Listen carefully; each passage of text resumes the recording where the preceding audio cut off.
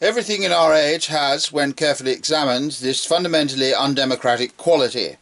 In religion and morals, we should admit in the abstract that the sins of the educated classes were as great as, or perhaps greater than, the sins of the poor and ignorant.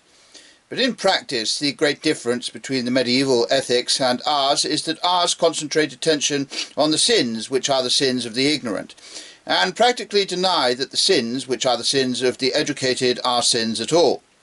We are always talking about the sin of intemperate drinking because it is quite obvious that the poor have it more than the rich. But we are always denying that there is any such thing as the sin of pride because it would be quite obvious that the rich have it more than the poor.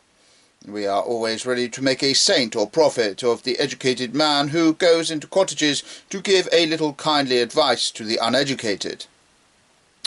But the medieval idea of a saint or prophet was something quite different. The medieval saint or prophet was an uneducated man who walked into grand houses to give a little kindly advice to the educated.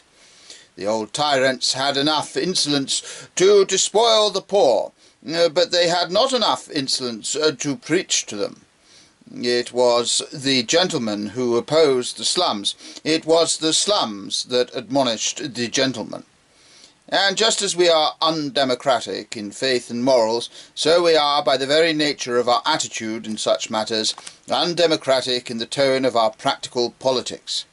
It is a sufficient proof that we are not an essentially democratic state, that we are always wondering what we shall do with the poor.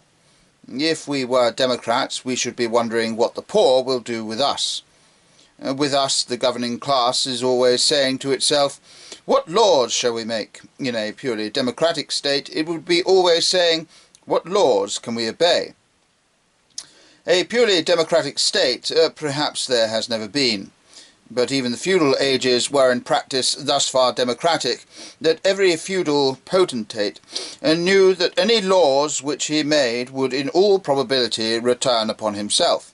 His feathers might be cut off for breaking a sumptuary law.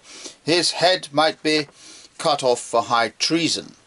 But the modern laws are almost always laws made to affect the governed class, but not the governing. We have public house licensing laws, but not sumptuary laws. That is to say, we have laws against the festivity and hospitality of the poor, but no laws against the festivity and hospitality of the rich. We have laws against blasphemy, that is, against a kind of coarse and offensive speaking in which nobody but a rough and obscure man would be likely to indulge. But we have no laws against heresy, that is, against the intellectual poisoning of the whole people, in which only a prosperous and prominent man would be likely to be successful.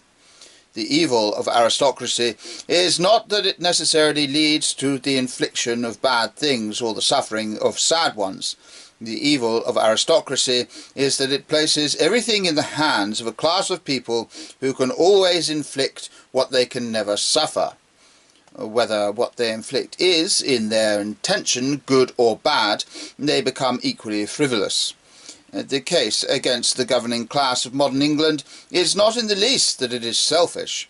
If you like, you may call the English oligarchs too fantastically unselfish. The case against them simply is that when they legislate for all men, they always omit themselves.